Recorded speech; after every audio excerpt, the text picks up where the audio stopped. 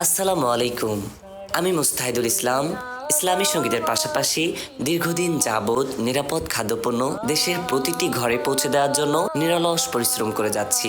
এরই তাগিদে শীতের গ্রামীণ ঐতিহ্য, গ্রামীণ সংস্কৃতির বাহক খেজুরের রস গুড় নিয়ে কাজ করেছি ব্যাপকভাবে। এবছর আমার নিজস্ব প্রজেক্টে বিভিন্ন রকম গুড় উৎপাদন করেছি। খেজুরের রস সংগ্রহ করে সেগুলো আমাদের সম্মানিত গ্রাহকের কাছে পৌঁছানোর চেষ্টা করেছি। আলহামদুলিল্লাহ, আমরা হাজার হাজার গ্রাহকের কাছে পৌঁছাতে পেরেছি।